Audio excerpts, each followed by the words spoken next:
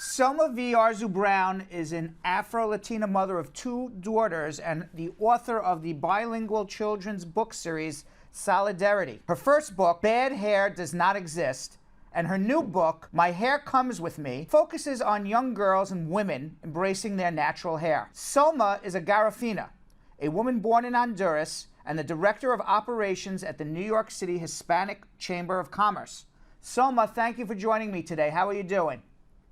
Oh, I'm doing excellent. I see you're wearing LeBronx. All the way, the original Wakanda, baby. So, Sulma, what prompted you to write a bilingual children's book in English and Spanish about bad hair or pelo malo? Bad hair doesn't mean anything to me because it doesn't exist. Well, it exists for me. I've got bad hair. But other than that, I never set out to become an author. Right. It was never my dream. But you don't know how you can overcome challenges until you're prompted to do so. My then 3-year-old daughter would go to a daycare with a phenomenal caregiver. She would do my daughter's hair. I was super grateful. I wore many different hats. And, sometimes I just didn't have the time. And one time when I went to pick my daughter up, my daughter had taken her barrettes out and her hair was tousled. And when I entered the premises, my caregiver said, Sulma, tienes que alisarle el pelo a esta niña porque es pelo malo. Which means, Sulma, you have to chemically straighten your daughter's hair because it's bad hair. Right. And I've heard this term before and I never really stood up for it ever. Right. But now it's so personal. And this came from another Latina woman. Yeah. And I had to be very careful because my daughter was there and all of these little eyes are looking at me. What kind of effect do you think that has on not only your daughter, but other little children who think their hair is bad because it's not straight? Exactly. And that's exactly why I responded to her in the way that it could, because I remember, being a little kid and my feelings will get hurt because adults will say these things and we didn't really know how to respond to them. So I asked her, listen, let's work as equal partners. Let me find you some material so that we can raise the self-esteem of not just my daughter, but all the children under your care, because, we don't know what else is being said when we're not around. I looked and searched for books that I can come and read to the children and work on this, but nothing said exactly what I wanted to say. How do you explain to her, your hair's beautiful, darling? I actually explained it to them the same way I explained it to the babysitter. I gave them proper terminologies for hair, and I told them these are the proper terminologies and the tools you would need to educate whatever adults or any child that's faced with this. With the caregiver, we had a phenomenal exchange. She explained to me that she herself was an Afro-Latina from Puerto Rico, and her dad was also an Afro-Latino, but every time her dad would comb his hair, he would always say, ay, pelo malo, pelo malo, pelo malo. So it was a colloquial term. It was a term frequently used. And what I told her was, this will stop with you and I. Did you get that when you were a kid? See, I was raised in a Garifuna village in Honduras. So the way we bonded with each other and our community and our neighbors was the hair. Right. Where do these messages come from? When I moved to the States was the first time I started hearing this. I would visit the salon. My mom chemically straightened my hair at the age of 12. And I don't know why I didn't ask for it. When I would go and do my touch-ups at the salon, that's when I would hear the hairstylist say, oh my goodness, ya está el pelo malo, ya está el pelo malo, which means the bad hair is growing in. But that's where I frequently heard it. You think it's a cultural thing? People are trying to look more European, is it? It's definitely a cultural thing. In my neighborhood, for example, the majority of the salons were owned by women from the Dominican Republic. And from what I understand, their history with colorism and their history with the Haitian community, over 90% of them do not identify as Afro-Latinas. So it entered my world, but it didn't become personal until it was used to describe my daughter's So I guess after you went to look for a book to come read to the nursery school and you couldn't find any, you said, I'm going to write my own book, right? I call it an ordained body of work. I felt my spirit person just saying, pick up that pen and you have a pad in your briefcase and start writing. And it took me less than 5 minutes to write the book. Explain to me how the book is. Is it English on one side and Spanish on the other? The original books came out out in English first and then in Spanish, 2 separate books. We were able to fit both languages. You know, pelo malo no existe, bad hair does not exist, on the same pages. We used a lot of affirmations. We want to make sure that people knew pelo malo no existe, pelo malo no existe. It almost sounds like a song. What are we looking at in the book? Is it a story of a little girl? What we wanted to do was focus in on our community through our own eyes. So when you open the book, you'll see a beautiful depictions of our community and the exchange that they have. For example, one of the pages is, my hair is white, my hair is black. There are all kinds of hair and all hair is good. The white hair is actually a grandmother with white hair. Right. And then the daughter has black hair. And what you see is a beautiful depiction of grandma passing on a cupcake recipe to the grandchild. Another little girl with wavy hair and straight hair and beautiful like ballerina costumes. You'll see a superwoman in wavy hair. Right. So it's just depiction of positive images, and based on the images we tell you what kind of hair they have, so that you never have to use bad hair to describe any of these hair types. Tell us a little bit about the history of the Garafina. We are actually hailed from the island of St. Vincent and the Grenadines. So yes, African slave ships landed in the island of St. Vincent, and then you already had the Black Caribs in there, and then you also had the Arawak Indians already there. So what happens when you put all this pool of people together, shake it up, you get a brand new breed of people. Right. And that's when Garifuna people came in. We were the last island in the Caribbean to get colonized by the British. They got us during the Second Carib War when they killed our chief, Joseph Chatouillier.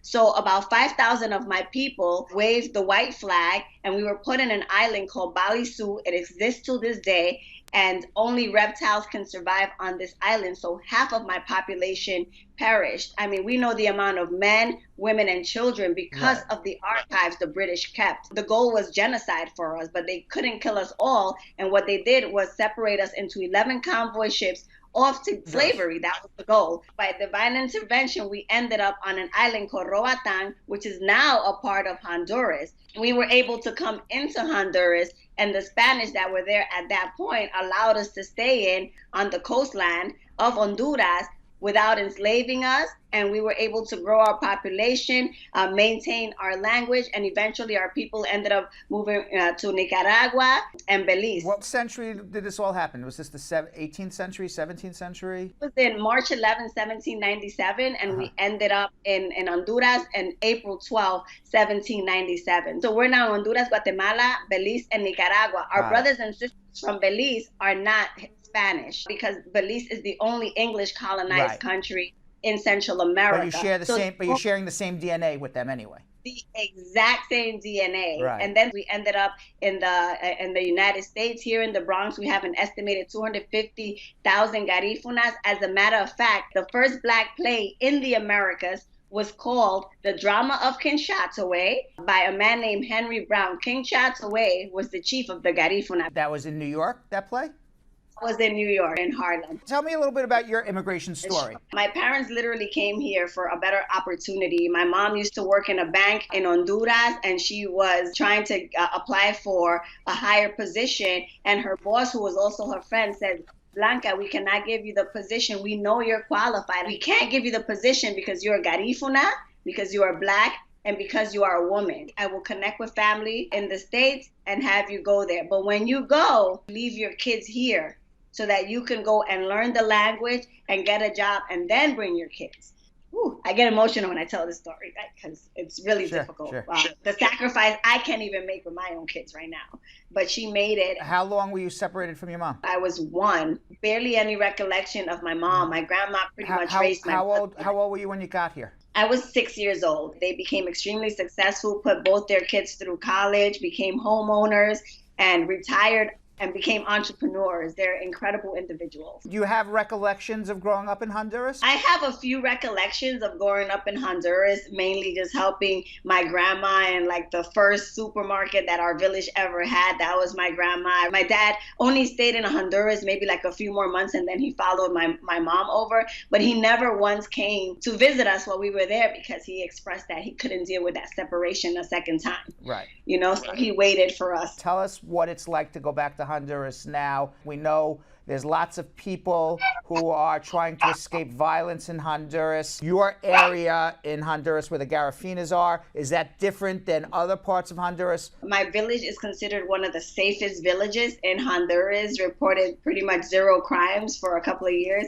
One of my uncles is the mayor of the village. It's beautiful. I've never felt like I was in any form of danger. Again, it's who you're with and where you go. As a matter of fact, my children will be there exploring the culture. But I am well aware of the immigration crisis that's happening. It's a third world country. People are poor. They just need another opportunity. Have you ever had issues with your hair in the workforce? I've never had any issues or anyone say anything bad about my hair, with the exception of when I did have it chemically straightened. I actually cut off all my chemically straightened hair because there were times that I had to go to the beauty salon 2 times a week, and I was just done. I was tired. I wanted to submerge my head in the pool and swim and have fun with my kids and not have to worry about going to the salon trying to put rollers and get under a hot dryer in the heat. I closed my eyes through the majority of the cut, and once I opened it, it was like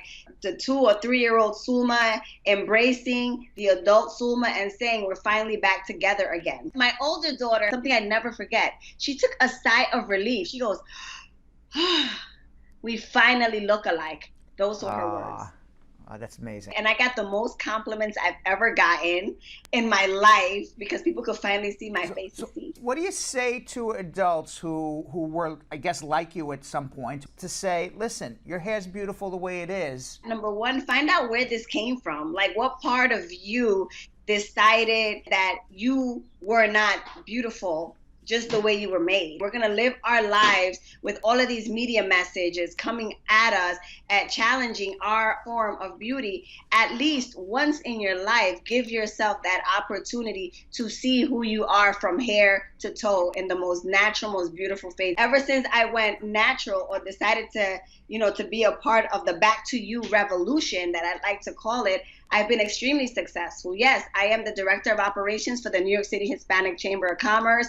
I sit in the Mayor's Commission on Women and Girls. I'm part of the board of the Women's March Alliance, and I am a homeowner in the Bronx, and I'm also the co-owner and investor of the first woman-owned boutique coffee shop called the Boogie Down Grind that my community has made. My daughter's grades are incredible. I could tell the difference between when I wrote the book and how their confidence rose after I wrote the book. Beauty comes from confidence. Absolutely. In addition to everything that you're doing, you just came out with a new book, My Hair Comes With Me. What's in that book? This is about shifting the paradigm of what success should look like. I make sure that I'm inclusive to my brothers and sisters in the LGBTQ community, in the faith-based community, from the disabled community. So you'll see a lot of that. But we're also tackling professions such as marketing executives, CEOs, and making sure that people understand that our looks doesn't matter. So long as we're able to do the job, to encourage each and every one of us that you can come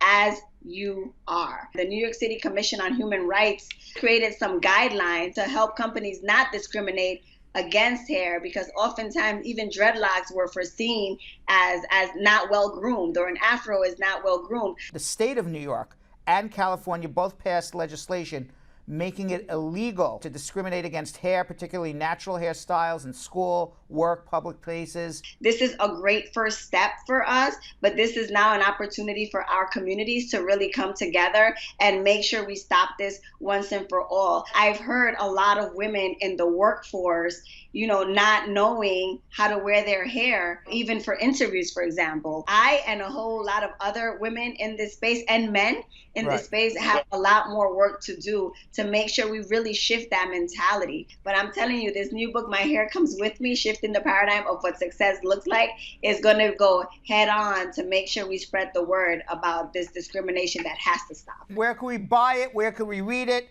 Both the children's book, Bad Hair Does Not Exist, and your new book, My Hair Comes With Me. You could definitely find it at nopelomalo.com. That is my website. Tell us what the American dream means to you, and tell me if you think you've reached it. For me, my American dream is really success, to be able to raise my kids in an environment that I feel safe, to be able to play a proactive role in my community and my environment in a positive way, which I believe I have. Be able to express, my love for God and my love for Christ without having to be criticized or judged for it, and to be able to have friends from all different walks of life help me in this journey. Excellent. Sulma V. Arzu Brown, author of Bad Hair Does Not Exist, in her new book, My Hair Comes With Me. Thank you very much for joining us. Wonderful personality, great smile, beautiful hair. Thank you for coming. Thank you so much, Brad. All right, bye.